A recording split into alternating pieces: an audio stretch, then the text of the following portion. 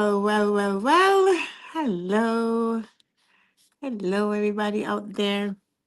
How you guys doing? How you guys doing?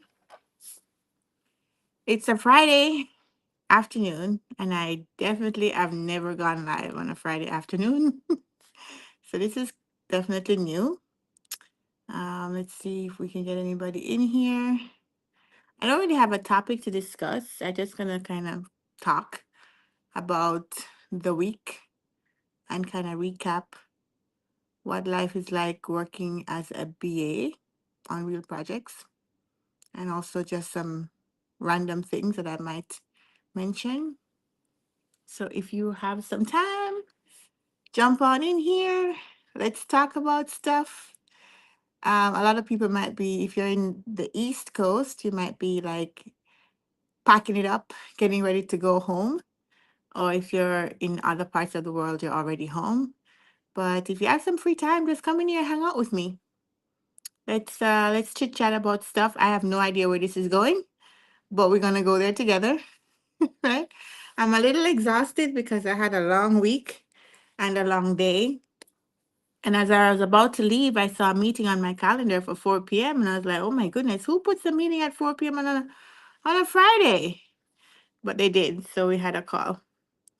I guess what I want to talk about mainly is work and life and balance.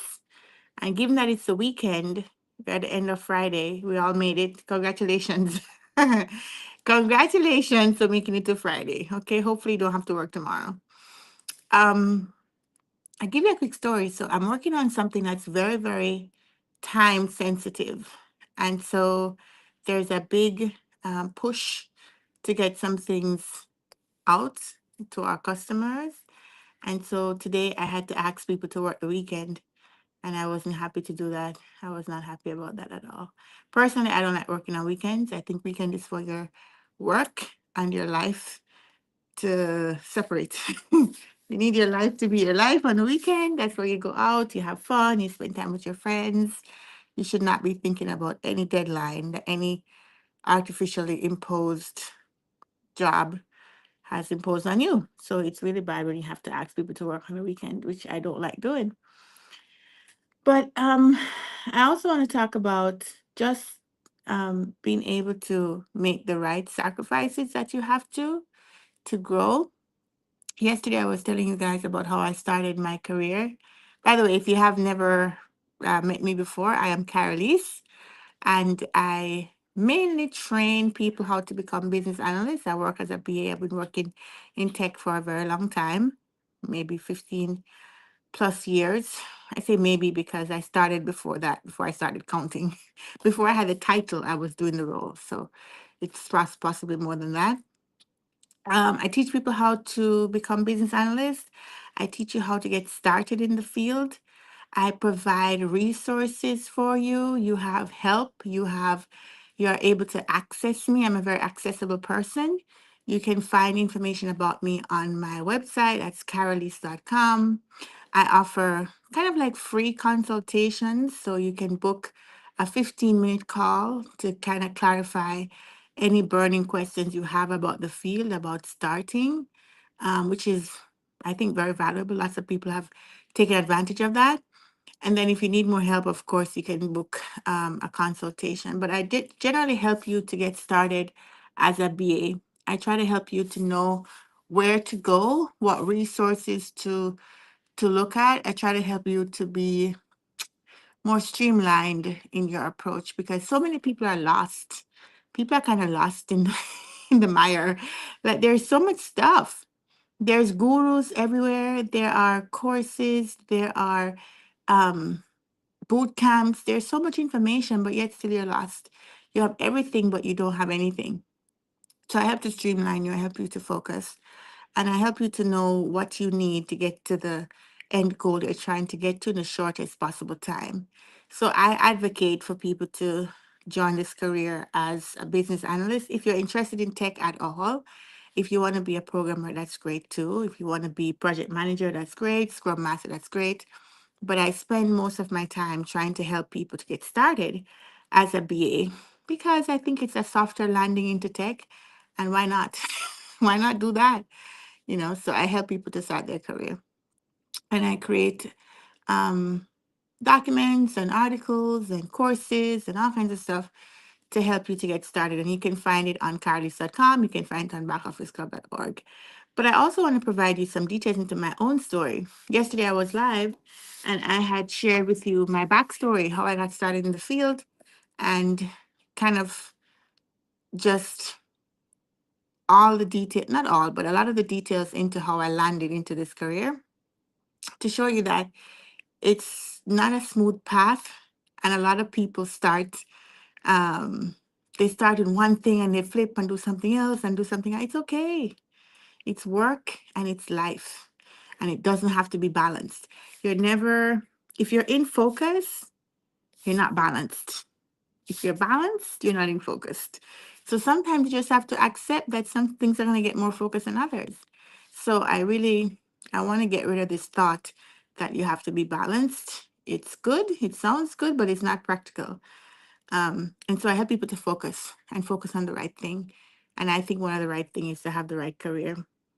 Um, Yesterday, I went down this road where I started talking about how I had left university just fresh with my master's degree, and I went straight into the most exciting career of being a stay home mom.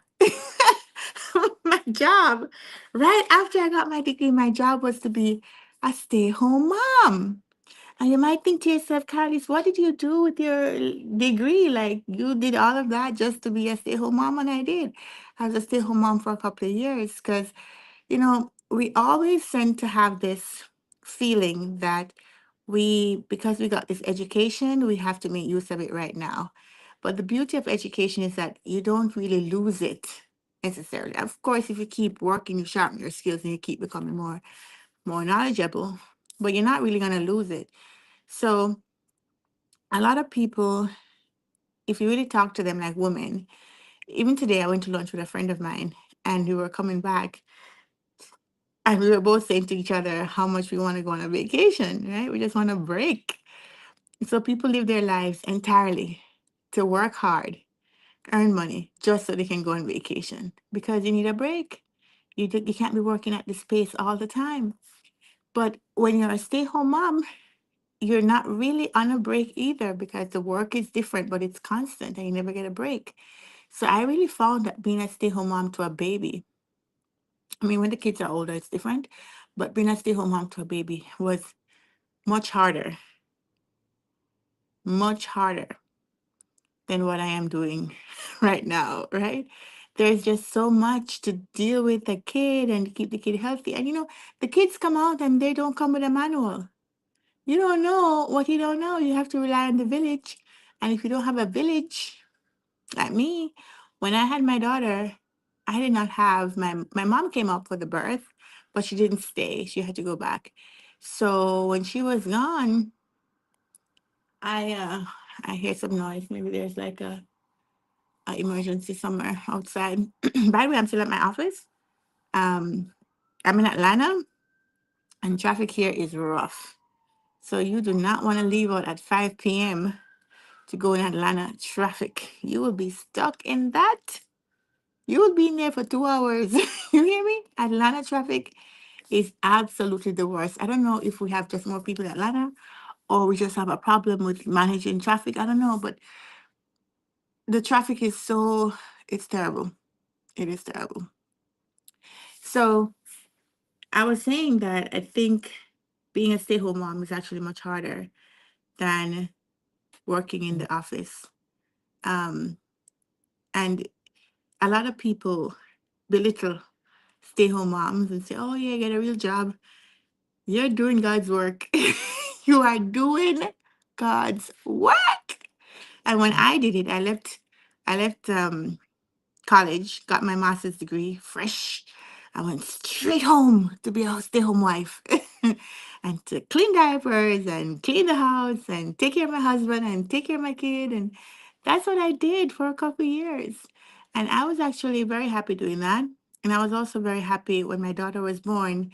One of the better things that I was able to do that a lot of people don't get to do, I was able to stay with her for a full 9 months. It was 9 months before I went back to work. So I had the luxury of staying home and taking care of her. Because when you have a child and you have to leave that child to go to work, it pains you as a parent. It pains you. And as a mom, sometimes you don't even want to leave the kid because you don't trust other people with their child. So I got the benefit of doing that. But now that I am more focused on my career and, a professional and excelling in that, I can see how much burdensome it is for women in the workplace. You hear it all the time, but it definitely is. You are a superhuman. If you're in the work world and you are doing a great job at work, and then you go home and you do a great job as a mom or as a wife, you're taking care of your husband, you're taking care of your family, taking care of your household, you are superhuman. It's not fair. And I feel it personally because a lot of the guys who are successful, because a lot of the people I work with are men. And actually, I've always been lucky enough that I call it lucky. Most of the people I work with in my career have been men because I'm always in male-dominated fields. Like the majority of the people I work with are developers, they are architects, they are engineers, and it's a lot of men. So the men have a chance to go to work and focus entirely on the job. They can focus on becoming a provider. They can focus on doing a good job because at home they have their wife. The wife is taking care of the house. The wife is taking care of the kids. The wife is enabling him to be successful in the work world. But women, when we are in the work world, who enabling us? Most of the time, nobody. If you have a husband who supports you, lucky you. Husband is busy doing his own thing, and then when you come home, you still have to do the thing that he don't have to do, even though you both have the same job. And it's not that they're mean. It's not being mean. It's just the way society is. There's much more pressure on women to be to be successful in everything in your career. When you show up to work, you have to do twice as much and get sometimes less pay because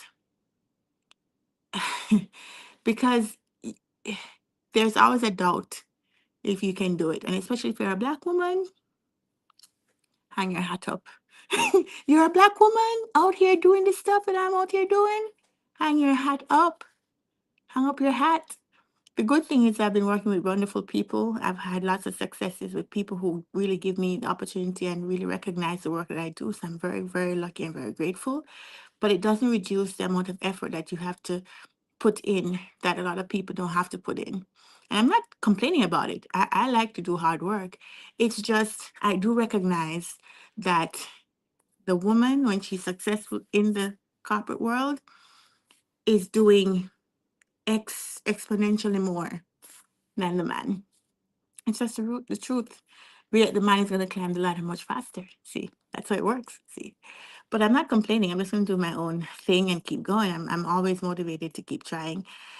What I've encountered one time, this has not happened a lot. This has just been one time, so I don't want to give a wrong impression.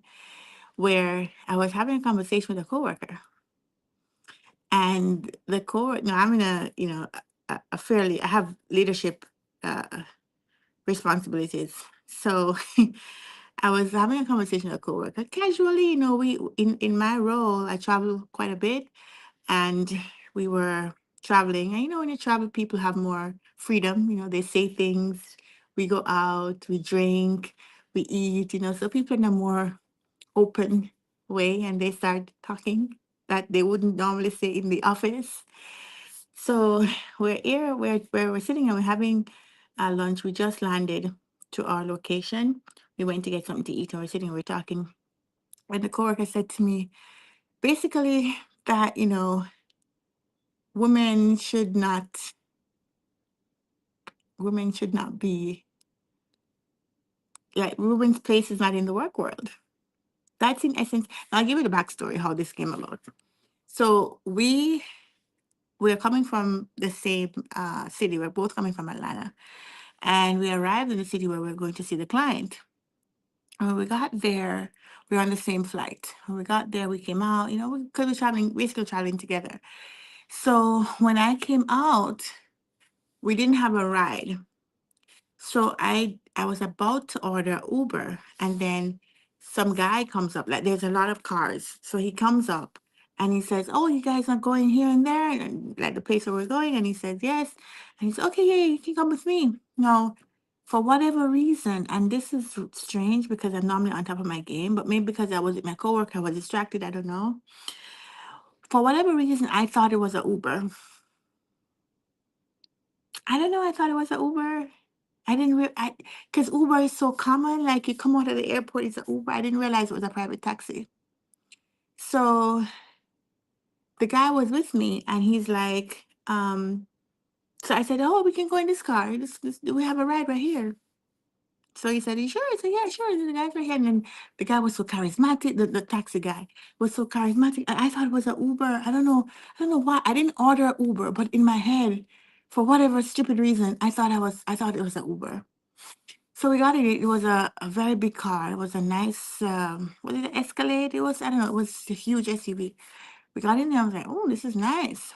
And he dropped us like 20 minutes away. And when we came out, he pulled up his little app or whatever and charged us. And the amount was $150. $150 for a 20-minute ride. And so the guy, being a man, he decided to pay it. But obviously, this is a company trip, so you can reimburse it. But it's like more expensive than normal. So it's gonna raise some red flags. So I said to him, "I'm so sorry." And the guy, the taxi man, even wanted a tip with his auto about herself. Like, how can you charge somebody $150 for 20-minute ride? Like, literally right here, $120, $150, and then you want tip? No, you didn't get no tip. So so the guy paid it, and on his way to the hotel, because we were also in the same hotel, obviously different rooms, but the same hotel, he was like, "That is why you should never let a woman lead." That's what he said. He said that's why you should never let a woman lead. And that conversation continued. Like, I said, "What do you mean?" It's like, "Yeah, I'm the man. I should have taken the initiative to do this and do that." Which I don't mind a guy leading. I don't mind. I just, at the time, I just wasn't thinking about that. So then, when we were having a discussion later on for dinner, he mentioned that, women's place literally is kind of in the home. And his reason for that is because, women, you know, part of what he says, which I don't fully agree, or, there's some part of it that's true, is that women can give birth, right? So our role includes being able to provide the next generation of humans. And so if we're at work, we're not living truly to that purpose. And I don't fully disagree. I don't fully disagree, but I also feel like you can be more than just one thing. You don't have to be just a person that can give birth and provide children to the society. You have so many talents. One of the things that hurts me is that there's so many women who are in the work world who love what they do and are great at what they do. And if they didn't do it, then we would be at a loss. What if Marie Curie never did the work she did to advance science? What are all these women who have contributed? What if they didn't do it because they were staying home having babies? How would a society advance? You can't have the entire half of the population just doing one task. I don't believe in that. But I'm just showing you that there are many different mindsets that exist in the world of work. And as a woman, you have to navigate these. Nobody questions a guy when he comes in and takes leadership. Nobody questions a guy who's just doing whatever he does, whether he's doing a good job or a bad job. If he's doing a good job, he quickly moves up the ladder. If he's doing a bad job, sometimes he's still there. But sometimes women, we get a lot of critique and um, a lot of expectation. The good thing is you can find companies like mine where people are great. People are great. There's no feeling that you're being disadvantaged or anything. Everybody's happy. Everybody's doing a great job. You don't have any toxic environment. You don't have people trying to fight against you. You don't have crab in a barrel attitude. You don't have that at all. So you can possibly find these kind of places where people respect you and let you just do your thing. As a matter of fact, some people would rather you do it as a woman than some other guy, because women are just sometimes easier to work with. So it's just a lot of different things that exist in the work world that you have to be prepared for. And if you're going to be successful, you have to grow some tough skin and just be ready. Be ready for the one-off chances where you meet a one-off person who has some little one-off weirdo stuff that they tell you, and you can't use that to sometimes we internalize too much and we think too deeply about stuff. Just move on from that. One of the good things I've learned to do, which took me a long time, was to separate my person from my work life from my personal life. Like at work, I used to have stresses and I would come home with the stresses. Like I would be stressed out at work and I come home and I'm stressed out. And I learned not to do that. And by the way, I told you in my last live that I am divorced. So I'm also in the dating world. Yes, I should talk to you guys one day about dating as a business analyst. You'll find that your skill as a BA is going to help you to be much more better at dating, because because you have the skill of eliciting requirements. You're going to be able to elicit requirements from your potential partner faster than other people, and much cleaner, much smoother. Like he doesn't feel like he's been interviewed, but he is being interviewed. Yeah. He doesn't feel like I'm drilling him. I'm just listening to him and understanding his position and kind of doing my stakeholder analysis in a private, personal way. You can't turn it off. I don't care what you say. Once you become a BA, you cannot turn it off. You're going to work in a more streamlined way. You're going to have a better to-do list. You're going to prioritize your tasks better, your personal task I'm talking about. You're going to prioritize what you work on first. This is not something you turn on when you go to work on Monday and you turn it off on Friday evening like today. This is going to be your life. This is why it's a good career, because it helps you to become better at everything. At everything. The skills you learn here is applicable everywhere, personal life as well. So there's that. So we have a lot to overcome in the world as a woman in the corporate world, in corporate America especially, and as a Black woman in corporate America, you also have a lot to overcome. But I want to say something about that. That we hear all the negative stories. Right now the politics is terrible with all the DEI and who want to remove it, who want to keep it, whatever. I personally don't want to be thought of as being hired because of my skin color. That would really annoy me, because of all the struggles I went through to get here. Yeah, I deserve to be here. I worked my way to this. I deserve to be right here. Okay, do not think that's anybody giving me a pass. I was never given a pass. Okay, all of it was worked up the ladder till I got where I'm going, and there's more to go. I have a lot more ladder to climb. So I personally don't want to think that people assume that this is why you're where you are. But I just find that there's so many stories out there about negative scenarios of people working and the problems they're having in the US. I want to say I live in the South. I live in Atlanta. This is Georgia. This is South, South, South. People here have an accent and a drawl, okay? But Atlanta is a little bit unique because it has one of the highest population of successful Black people in the US. There's a lot of success. All the celebrities that they live here. Um, from the rappers to the musicians to the singers to the movie stars, they all live in Atlanta. And if you come here, you'll find that if you go to court, your judges, your lawyers, a lot of them are Black people. Any realm you're in, education, universities, corporate, there's just so many Black excellence in Atlanta. It is amazing. So it's kind of a weird place to be, because you're in the South and you would think that the South is like, you know, you know what I'm thinking. But no, not Atlanta. I don't have any problems like that in Atlanta. Maybe it's me because I walk around the world thinking that the world is like at my beck and call, like everybody's just waiting for me to tell them what to do. I'm I'm like queen of the world, right? So I do not walk around and see problems. I walk around and see opportunities, and I see people, and I don't see people in any context except that they are human beings.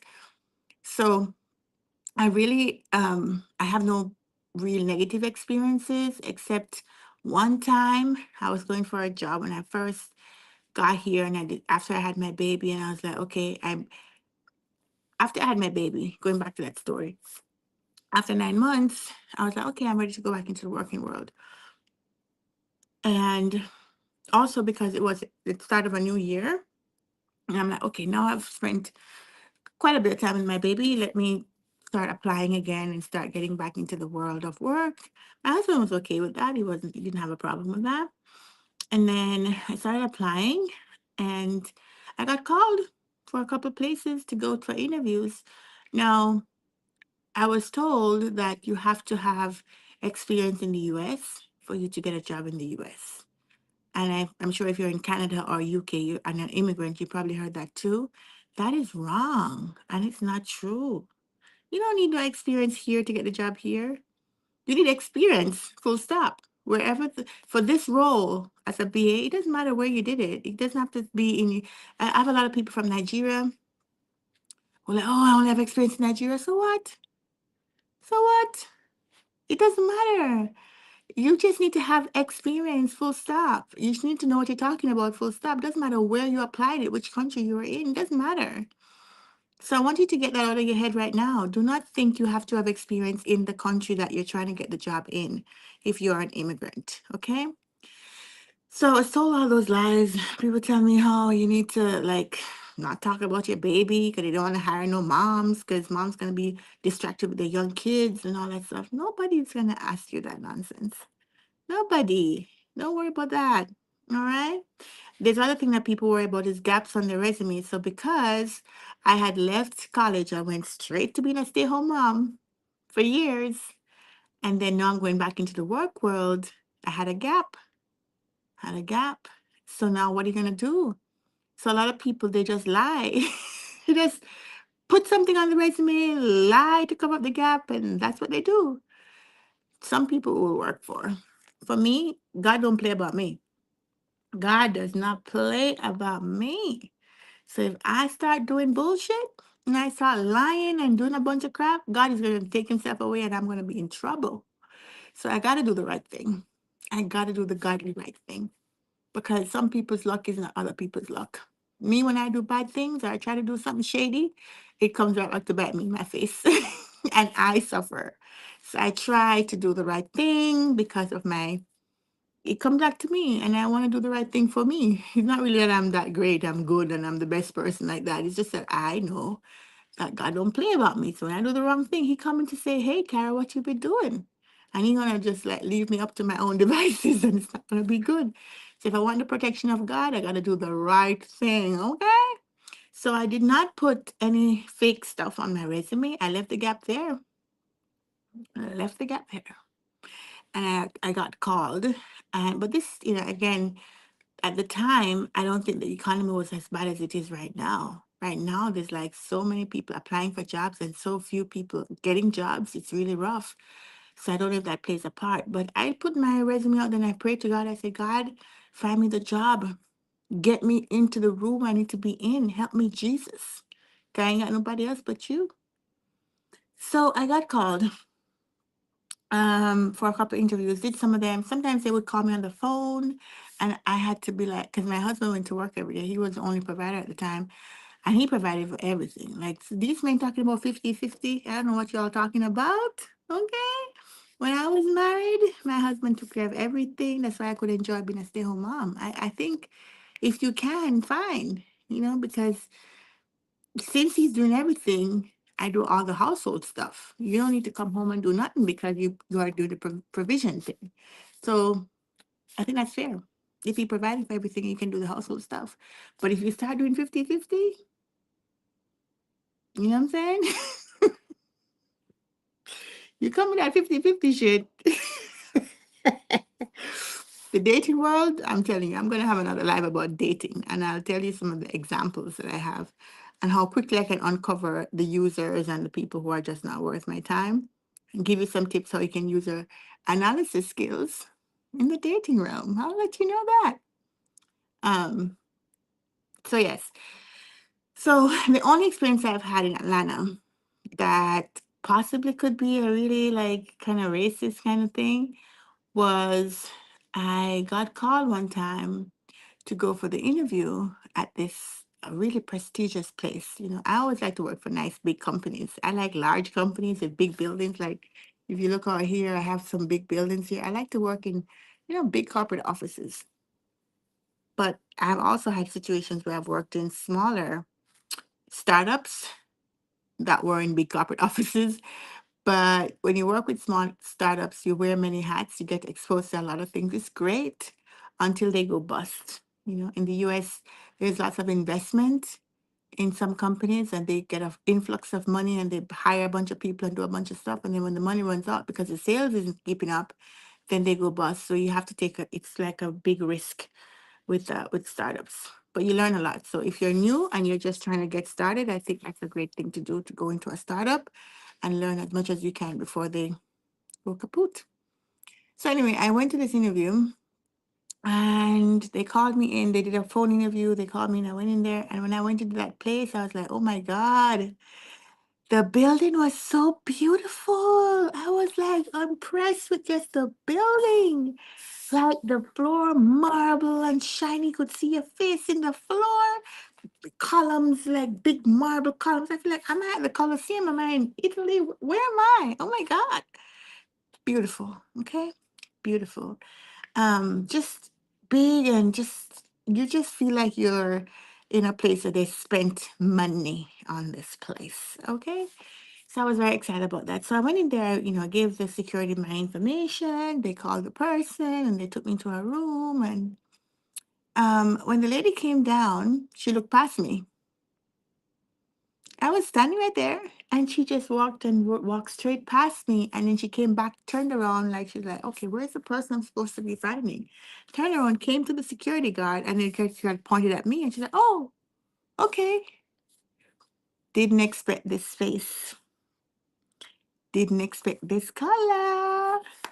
Because my name is Karaleise Warman, and Warman is a German name because my ex-husband has German in his heritage. So she had no idea I was a black person. So when she came down and she passed me and then she came back and realized that it was me, she was like, "Oh, okay." And then she went in. I didn't see her expression fully because she was behind me and she's like here and I walked in and whatever. So we got into the room and I sat down and she told me about the role and everything was going well. And then she asked me a few questions, which was nothing for me to answer. You guys know I have a consultation to help you to answer interview questions. I've done so many interviews and I have helped so many people to be prepared for the interview that I have a consult that's been very successful. So if you need help to how to answer interview questions as a business analyst, again, go to karaleise.com. I'm going to see if I can put it in the chat. There's some chat going on. By the way, guys, I'm sorry. I'm on my phone. I forgot. Um, Oh, Lubna says I'm so close to NYC. Yeah, NC. Yeah, North Carolina. I go there a lot too. I love North Carolina.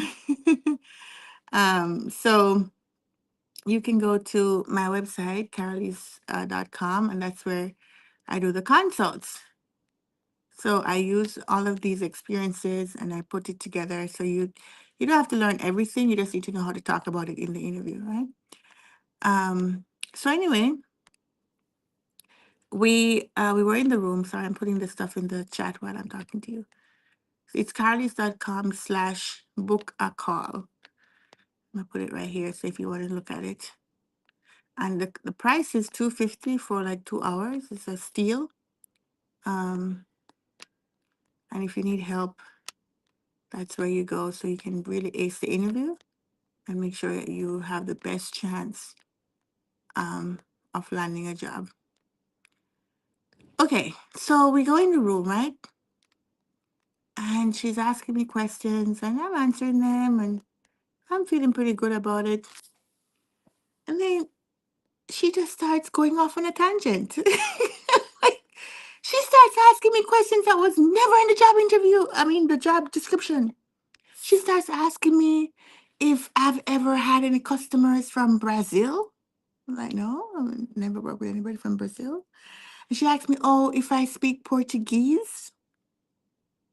And I was like, No, I don't speak Portuguese. Oh, because we have our major client for this project is in Brazil, and we're going to need somebody who has skills to be able to elicit requirements in Portuguese. Right. Right. The woman just made up stuff on the spot. She just made up stuff on the spot because she didn't want me. I was answering the questions too well. She just wanted to find a reason to eliminate me. She just wanted to find a reason to eliminate me um from the interview because this was not the face you wanted to see. I'm convinced you cannot tell me nothing otherwise because if you needed somebody who could speak Portuguese, you would have put that in the job description to say must speak Portuguese. And if I saw must speak Portuguese, I would not have applied. Remember, they called me, they spoke with me on the phone, they did all this stuff before I got into the room, and they never mentioned Portuguese. And this was so important to this job. You're crazy. You just don't want to give me the job. Yeah. So that was the only example I had of really being, like, this is a racist thing. This is a racist thing. This is definitely a racist thing, right? But the good thing is God works out so much. Everything that seems like it's an adverse thing turns out to be for your good if you're doing the right thing. This don't happen to everybody. If you're doing a bunch of mess and your life is messy and you're fighting against people and doing bad things, you're not gonna have this blessing. Okay, just know that. But if you're doing the right thing, you're gonna have the blessing. Doing the right thing by people, the good thing have to come to you. It's like it has to come back karmically. It has to come back to you. So so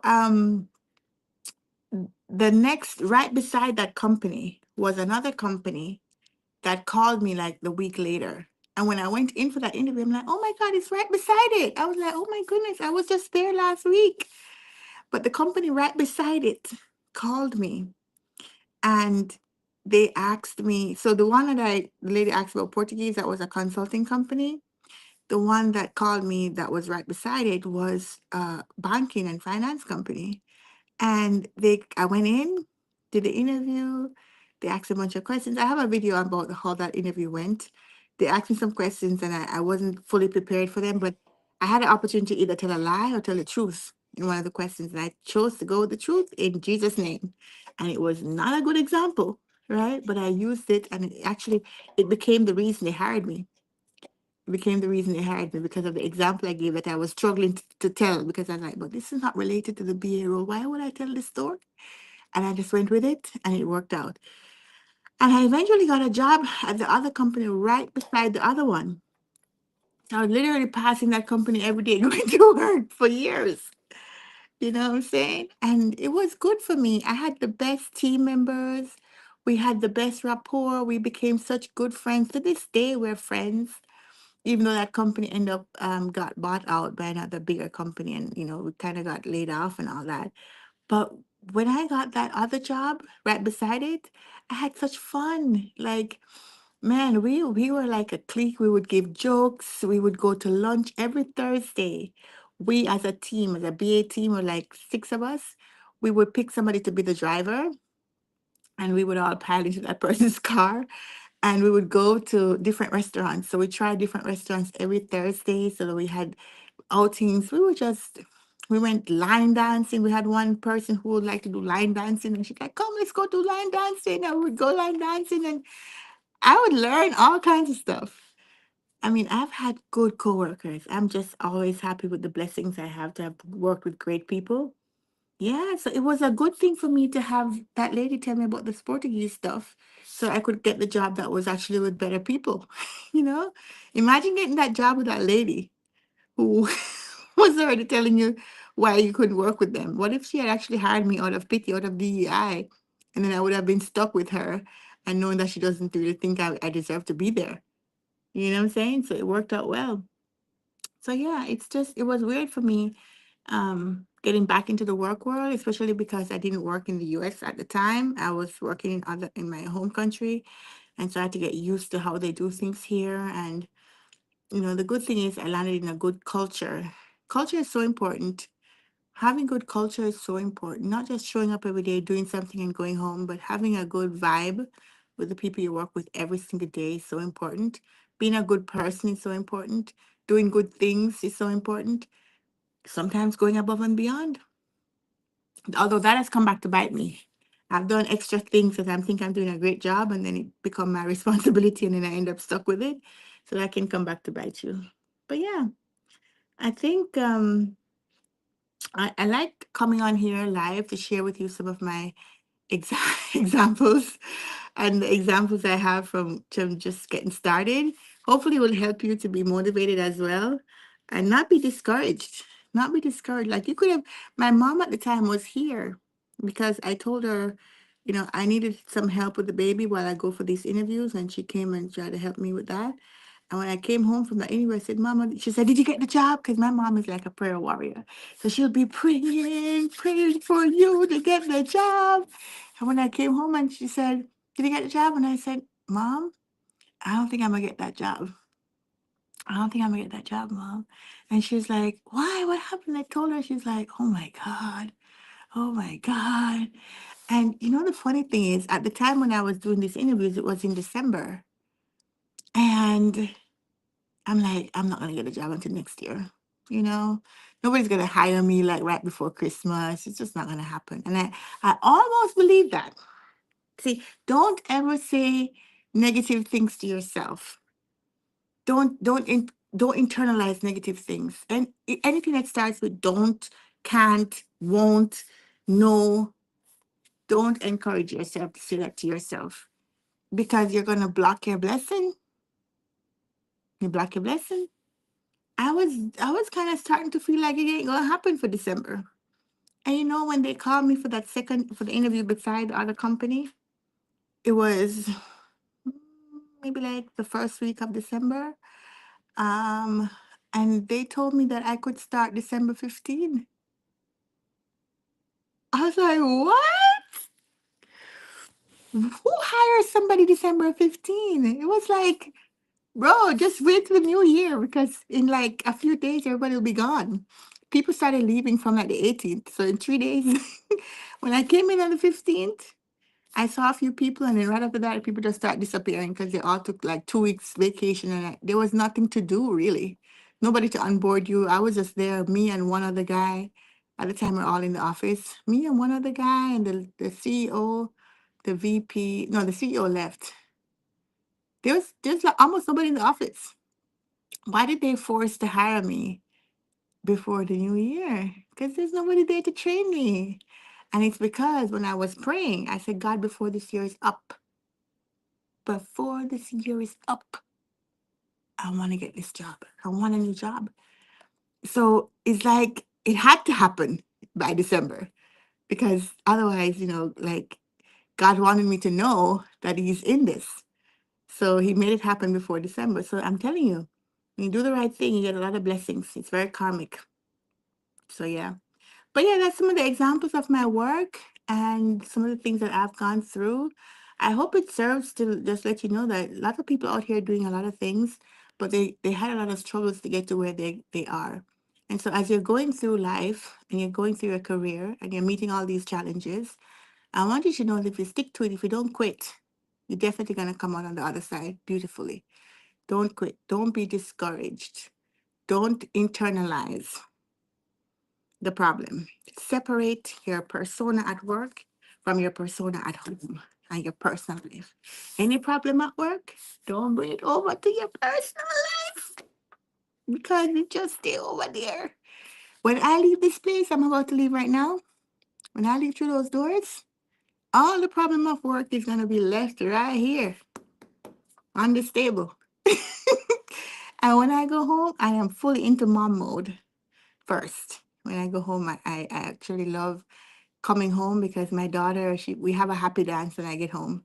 And she starts running, Mom, and she gives you a big hug and she kisses you and she tries to like backflip and she does gymnastics. So she's always practicing all of her moves on me. I have an only child, right? I don't have any other children. I have one 10-year-old. She just turned 10 last month. And it's also a challenge being a single mom with a younger child because they want to play with you. You the playmate, okay? So if when you come from work and you've got all these stresses, you cannot take problems from work home because you need your mind to be free for you to play with your child and make sure that she's having a good childhood, or him if you have a boy. Yeah. Learning how to separate your personal life from your work life has been very important for me to be successful because I don't internalize the problems. I don't take problems after like the deadlines. Like, for example, having to ask people to work the weekend. I hate doing that. I hate that. I don't think it's fair. Um, one guy who we work with, he's so good. Oh my God. I don't know. I always say this, but like I'm inspired by the people I work with because they solve big problems and they're just so good at what they're doing that it makes me have to do good too because I'm around this kind of level of excellence. Like I can't be a slacker. Like look at what I'm around. We're solving these big problems. We're building the future of banking with AI and with cool stuff. And he was working on something, and it's a very big task. And we were like, hey, you may have to work the weekend. And he's like, I'll get it done by next week, Wednesday. Don't worry about it. And when he says that, you can take it to the bank. Okay? You can take that to the bank and cash it. That's the kind of person I aspire to be in everything I do. When I say you rest assured I'm going to get this thing done, I'm going to get it done. Under every, under any circumstances, I'm going to get it done. So, being around excellence helps to sharpen yourself. And speaking of that, we have our club, which is the back office club, where business analysts like yourselves, we meet. We meet every Tuesday and Thursday for stand-ups, and we meet every um, Wednesday for training. So what we do in our stand-ups is we have two stand-ups. One is for people who already have a job, and in that stand-up, we talk about your projects. What are you working on? What are you doing? Because a lot of us are doing the same things, just different industries, different companies, but it's the same thing, working on the same kind of projects. You're implementing something, you are building something, you're improving something, you have a new process, whatever. So by talking about each other's projects, you get to learn things that you can apply to yours. And you don't have to disclose anything private about your company. You just talk about in general what the project is about. And if you have a question and it gets answered, now you learn it. And so it's mainly for those who already have a job, but people who are still in the job market also join our stand up to learn about what are other people doing. And, we're probably all writing kind of similar documents anyway. We're writing this BRDs, we're writing these user stories. And if we have a document repository that we all can pull from, then we don't have to duplicate the effort, right? We learn from each other. We build this community together. So we do that on Tuesdays. And then we have also on Thursdays, we have what we call the Job Seeker Stand Up. This is where all of our back office club members join, and we talk about the job market and what are you doing to land your next job. I want to keep you motivated. I want to keep you encouraged because it's sometimes very stressful when you're by yourself trying to get this job and applying and you're not getting no calls. And sometimes people do call you, but it's like some headhunter somewhere who's just interested in just pushing you into different places that may not match what you're trying to do. So we talk about their offers, we talk about what's going on in the job hunt. We sharpen the skills as to how to answer certain questions. We expose them to scenarios that only happen deep, deep in the BA world. Like you have to be working in the field to know about these things. So we um we expose you to that and we do it in a fun way. Like we have Kahoot games, we discuss, we invite people. So you're learning, but you're also being entertained a little bit and it doesn't feel boring. You know what I'm saying?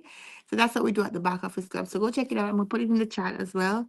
Backofficeclub.org is what it's called. And actually we have a promotion for the month of May, sorry, not May, April, where you can join the Back Office Club and get 15% off your first month.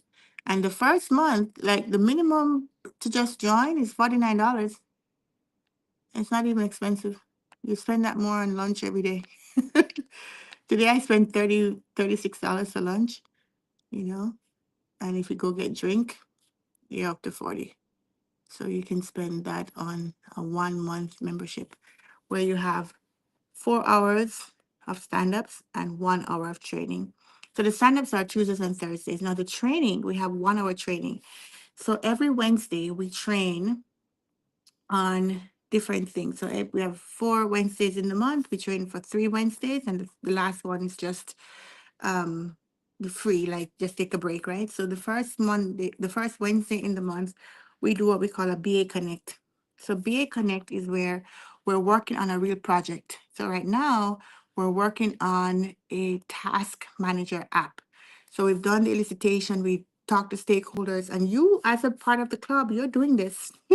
You're involved in this. It's as if you're working for a company. So you're doing all of that from scratch to see what would you work on as a BA. So we get that exposure to you, and then we had a designer design the app. So now where we are is we have the app designed in a tool called Figma that you can go in and play around with the app. And the members right now are writing the stories from each of the screens for the app so that we can make sure we know how to translate from a design into the actual user story in an agile way. So every Wednesday for 1 hour, the first Wednesday of the month, we talk about that. The members go into the tool. We have Jira and DevOps. They practice how to write the user stories. I give them guidance and all that stuff so that you can practice. You're not just coming to a class and learning. It's better than an online course that we have online courses too. But in a way, sometimes you get tired with the courses. You watch them, you watch them, you watch them, and then you fall asleep. And then you do some of the quizzes and you're like, okay. But you want to practice. You want somebody who can ask a question and have that person answer you. By the way, my courses are lively, so you don't fall asleep. I have courses on the Back Office Club as well, and you actually can watch the first 3 videos of any course on the Back Office Club for free. So if you go to the Back Office Club right now, you can start watching the courses for free, the first 3 lessons.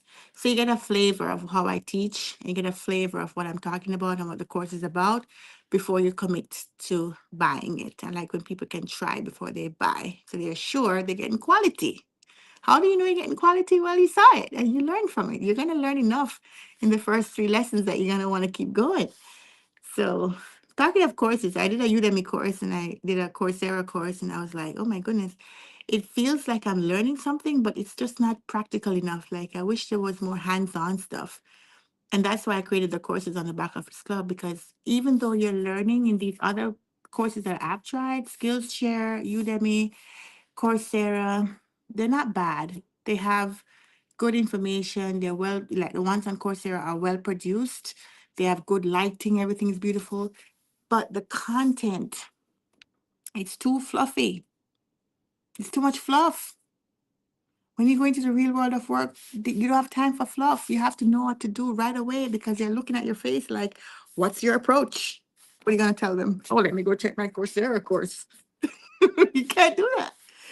So I created my courses as an answer to that.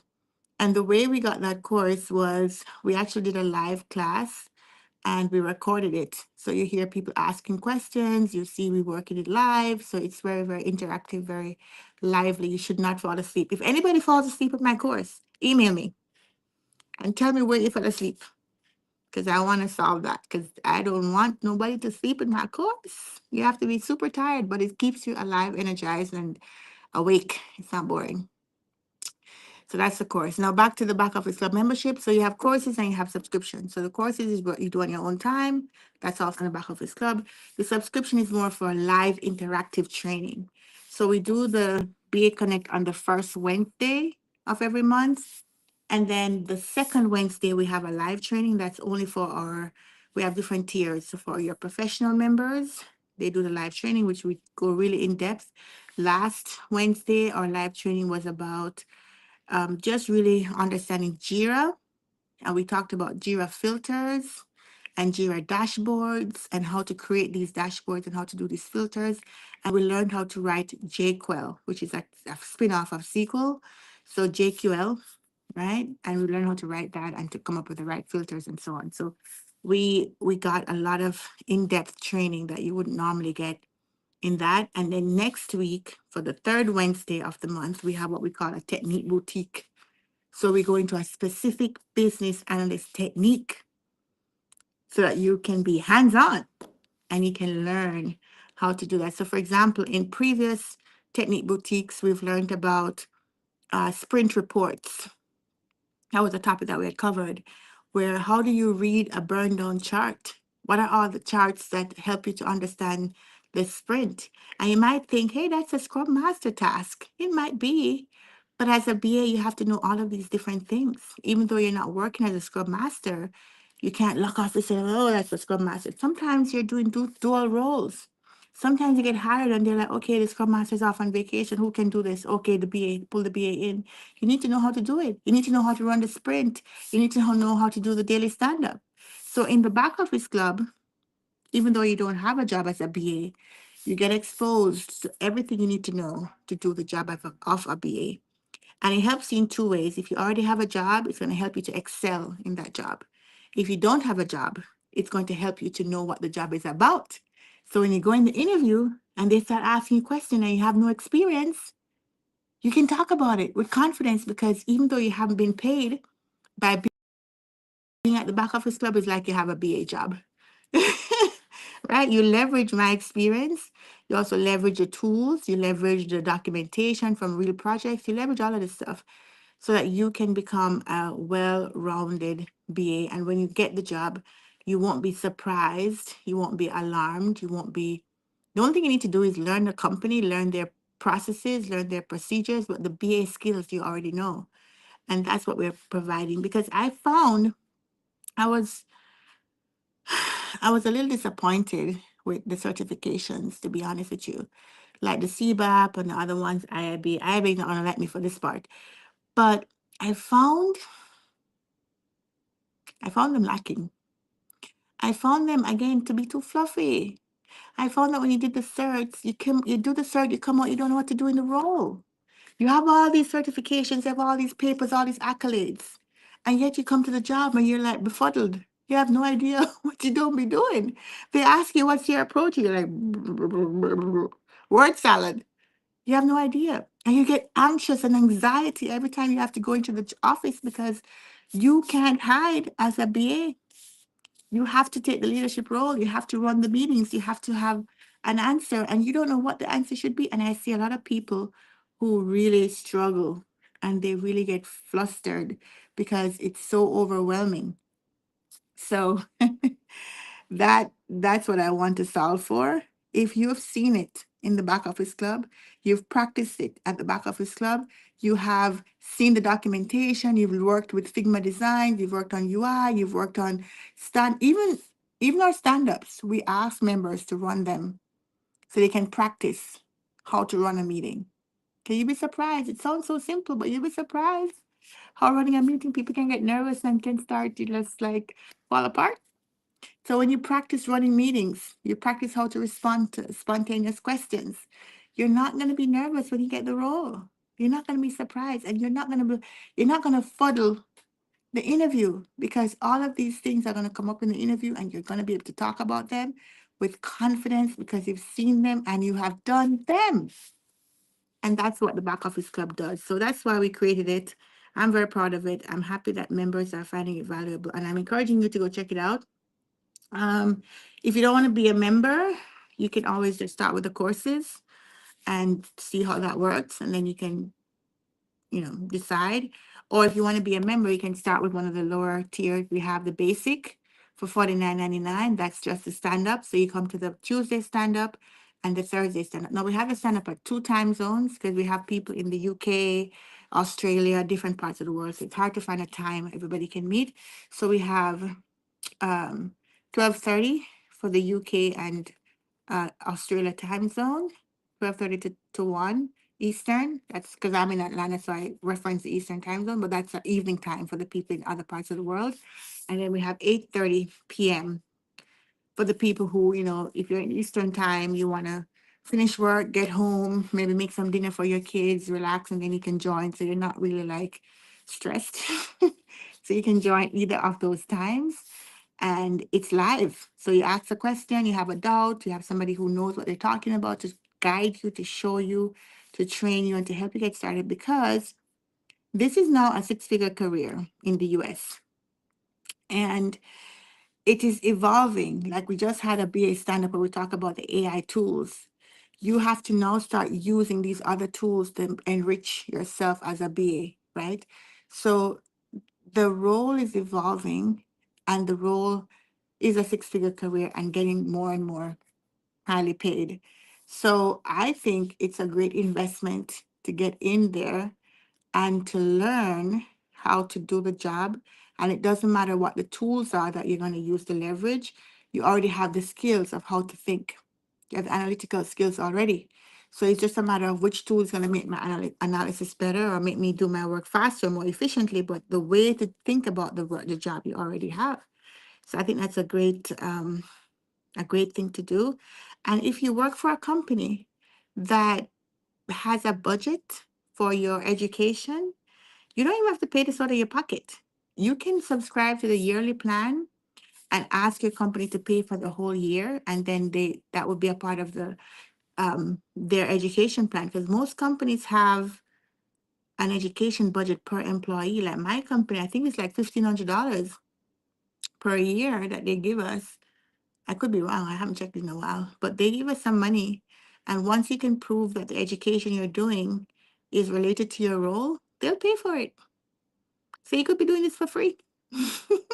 You could join the back office club for free. Just go to the yearly plan and get the maximum that your company allows. Use that to pay for the back office club, and then you give them the receipt, and they will reimburse you. That's how it normally works. Because you need to get the help. Who else gonna help you? I'm just it's just me for now. I mean, there are other people out here. There's other people offering other things, but I have genuine interest in your success. And I want to pull a lot of people with me. What's the point of going through this life and having all these experiences and learning all these things just to just what? Never show another person how to do it? Just keep it to yourself? Nah. The more you can help other people, the better it is for you. I told you, God don't play about me. So if he tells me I need to go out there and help people, I better go out there and help people. And the way I've done it is so it's lower cost because I want you to invest in your own self too. I found that when I give people things for free, they don't really value it. So I want you to spend something to invest in your own self, but it's not going to be onerous because I actually want to help you. And I also feel like I have to dump my knowledge somewhere. If I don't take it out of my head, get it out, I don't make space for new things. So part of it is a brain dump. Like, let me show you so that you can go show somebody else and I can make space to learn new things, right? So that's what it is. But yeah, that's what I wanted to talk to you guys about today. I really hope that you guys enjoy this little chat. I'm going to do more of these chats more regularly, keep up with y'all. A lot of times I have these videos, I have so many videos I need to upload, but I don't have the time to edit it. So I think just going live is going to be helpful for me to not have to worry about creating a video and go edit a video and do all this stuff. I can just come here and talk, and hopefully you guys can enjoy it. So I'm looking forward to that. All right, so thank you guys for joining. I hope that I will see y'all over there at the Back Office Club. And if you need some free articles, free resources, you can find some of them downloadable for free. You don't even have to put in your email. You don't even ask for email over there, some of them. You can get it on the templates tab on karaleise.com. And if you want the courses, you go to the backofficeclub.org. And again, we have a special promotion for the month of April where you have 25% off the subscription plans. And yeah, that's what you have for the month of April. We'll be having a sale on our courses coming up for Easter. I think that's next week. Could be next week. So look out for that as well. So Easter will have like a massive Easter sale for Good Friday up to Easter Monday. So we'll be sending that out. If you're not on our email list, then you can go to karaleise.com and just put in your email, and you can be notified whenever we have a sale, whenever we have um, live sessions where you can join for free, whatever we're giving away for free or whatever we're doing, you can participate if you're on our email list. So go to karaleise.com. There'll be a little widget in the sidebar, and you put your email and then click submit, and that's it. Don't even have to put your name, just put your email. We're good. All right. Thank you so much, guys, for spending the time with me. I'm going to go deal with this Atlanta traffic right now and get home to my little girl and my dog. And I'm dating somebody, so I'm going to go home and give him a call, right? My elicitation efforts in dating is working out. So I'll let you know what they are in another life, okay? But thank you all so much for spending the time with me, and I hope you have a wonderful weekend, and I hope to see you guys next week. All right, thank you.